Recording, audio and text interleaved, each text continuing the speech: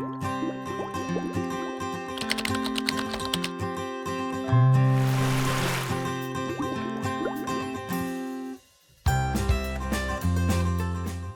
안녕하세요. 서울대학교 사회학과의 주민우, 이준표, 이채윤입니다. 우선 연구자들이 2차 데이터를 분석할 수 있도록 자료 아카이빙뿐만 아니라 이런 공모전으로 자료의 질적 향상에 힘써주시는 사회과학자료원에 감사의 말씀을 드립니다. 아무래도 이번 코스다 대학생 공모전이 2024년 처음 개최된 것이다 보니 참고할 결과물이 없어서 연구에 조금 어려움이 있었는데요. 그래서 이번 발표에서는 연구 계획과 설계부터 시작해서 전체적으로 연구를 조망해보는 형식으로 진행해 보려고 합니다. 저희는 서울에서 태어난 것은 스펙인가? 라는 주제로 20대 청년들의 주거 격차에 관한 연구를 진행하였습니다. 학교 생활을 하다 보면 친구들 사이에서 통학 시간에 대한 불평을 많이 들을 수 있습니다. 어떤 친구들은 집이 학교 근처 서울이라서 본가에서 통학해도 통학 시간이 얼마 되지 않는 반면 다른 어떤 친구들은 왕복 4시간에 걸쳐서 통학하는 경우도 심심치 않게 볼 수 있습니다. 통학 시간을 못 이기고 월세나 전세, 방을 알아보는 경우도 많죠. 특히 긴 시간에 걸쳐서 통학하는 친구들은 학교 수업이 끝나고 친구들과 놀 시간이나 문화생활을 즐길 겨를도 없이 집으로 출발해야 합니다. 이러한 주거 지역과 주거 형태의 차이는 단순히 귀찮음이나 불편함뿐만이 아닌 친구들과의 관계와 네트워크, 문화생활을 누릴 수 있는 가능성, 또는 잠시 쉬어가면서 해안으로 미래를 꿈꿀 수 있는 능력 등에서 차이를 만들어낼 수 있겠다는 생각이 들었습니다. 그래서 저희는 다음의 연구 모형을 가지고 연구를 진행했습니다. 우선 사회 참여와 미래 전망과 같은 질적 개념들은 정량화하기 위해서 자본 개념을 도입했고요. 저희의 가설은 주거 지역과 주거 형태라고 하는 주거 특성이 경제적 부에 의해서 반영되고 다시 사회 참여와 미래에 대한 전망, 노후 준비 및 경제력이라고 하는 자본들의 영향을 미친다라고 하는 것이었습니다.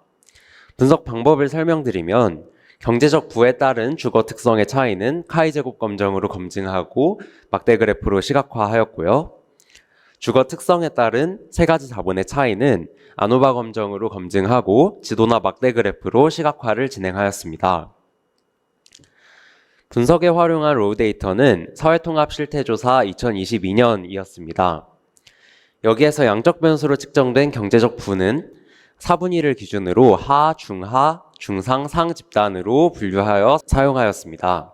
주거지역은 시도를 기준으로 지자체를 구분한 로우 데이터에 따랐으며 주거 형태는 본가, 즉 집, 월세, 그리고 전세의 세 집단으로 구분하여 사용하였습니다. 세 가지 자본의 경우 사회통합 실태조사의 사회참여, 미래전망, 그리고 노후준비 및 경제력 항목에서 각각 타당도 있는 문항들의 평균을 내서 양적 변수로 분석에 활용하였습니다. 네, 이어서 저희의 데이터 시각화 및 분석 결과를 말씀드리도록 하겠습니다. 먼저 경제적 부와 주거적 특성 간의 관계입니다. 경제적 부와 주거 지역에 관해서는 지역별로 경제 계급을 상, 중상, 중하, 하의 경제적 분포가 나타나는 양상으로 파악했습니다. 결과는 다음 시각화 자료와 같이 도출되었습니다. 다음으로는 앞서 설명드린 저희의 본격적인 연구 모형에 입각하여 주거 특성 중 특히 주거 지역이 가지고 오는 사회자본, 경제자본, 꿈자본의 차이에 대해 분석했습니다. 지도를 통해 확인하실 수 있듯 색깔의 정도가 진할수록 해당 종류 자본의 수치가 높음을 의미합니다. 먼저 가장 좌측에 위치한 사회자본의 경우 서울, 인천, 경기의 수도권 지역의 수치가 타 지역에 비해 유의미하게 높았습니다. 따라서 지역 간 사회적 인프라 구축 정도의 차이가 존재한다는 사실이 수용되었습니다. 두 번째인 경제자본의 경우 타 지역에 비해 수도권 지역의 수치가 전반적으로 낮거나 또는 차이가 크게 나타나지 않았습니다. 이에 대해서는 전술한 사회적 인프라와 같이 수도권의 이점을 누리기 위하여 수도권으로 이주한 청년들의 경제적 부담이 반영된 결과로 해석할 수 있었습니다. 마지막으로는 꿈자본입니다. 꿈자본의 경우 앞선 두 종류의 자본에 반해 주거지역과의 유의미한 연관성을 도출해낼 수 없었습니다. 지역적으로 일반화시킬 만한 일관화된 경향이 발견되지 않은 것인데요.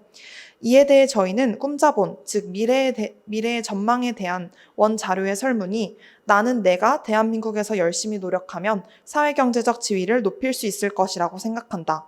나는 내 자녀가 열심히 노력한다면 사회경제적 지위를 높일 수 있을 것이라고 생각한다. 와 같이 매우 주관적인 물음이었습니다. 따라서 이에 대해서는 일관적인 통계적 분석이 어려울 것이라고 분석했습니다. 이렇게 주거 지역적 특성에 대해 규명한 후 저희는 주거 형태로 넘어가 분석을 이어갔습니다. 우선 경제적 부와 주거 형태 간의 관계를 시각화하였습니다. 앞서 설명드린 것과 같이 저희는 경제적 부를 구분짓는 지표로서 상, 중상, 중하, 하의 구분을 적용하였기에 여기에서도 마찬가지로 본가, 전세, 월세의 각 주거 형태별 경제적 부를 마찬가지의 지표로 분석했습니다.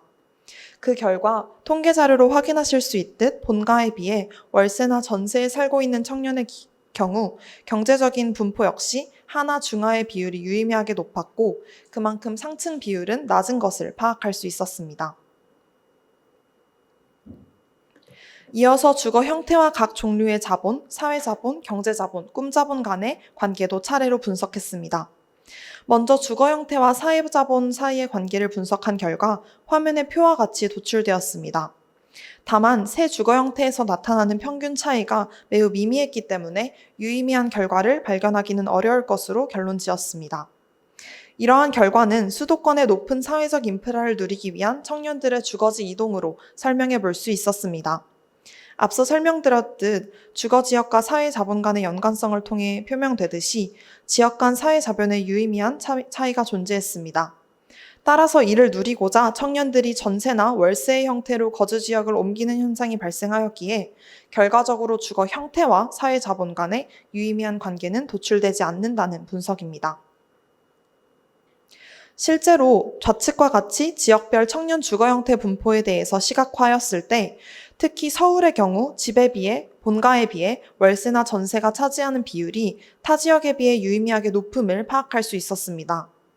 경제자본의 경우 본가와 전세, 월세 순으로 높은 경제자본을 가지고 있음이 드러났고 가장 우측에 보이는 꿈자본의 경우에도 전세가 월세보다 높은 수치를 보였습니다. 다만 이 경우에 본가라는 변수는 남은 두 변수인 전세나 월세와의 유의미한 차이가 나타나지 않았기 때문에 이 부분에 대해서는 구체적인 분석을 따로 진행하지는 않았습니다. 지금까지 저희는 서울에서 사는 것이 스펙인가에 대해 논하기 위해서 데이터를 시각화하고 분석했습니다. 질문에 대한 답을 찾기 위해 경제자본, 사회자본, 꿈자본의 관계를 확인했고 이 중 주거지역에 대한 경제적 부, 경제사회 꿈자본에 대한 주거지역, 그리고 경제 꿈자본에 대한 주거 형태의 영향력은 검증되었습니다. 하지만 주거 형태에 따른 사회자본의 유의미한 차이는 보이지 않았는데 저희는 이것을 지역적 인프라를 누리기 위한 청년의 거주지 이동으로 해석하였습니다. 또한 이때 주거 형태는 다시 경제적 자본에 대한 관계로 연결되는 환원성을 가져서 끝내 이러한 주거적인 특성이 경제 행위에 지대한 영향을 끼치고 있다는 결론에 도달하게 되었습니다.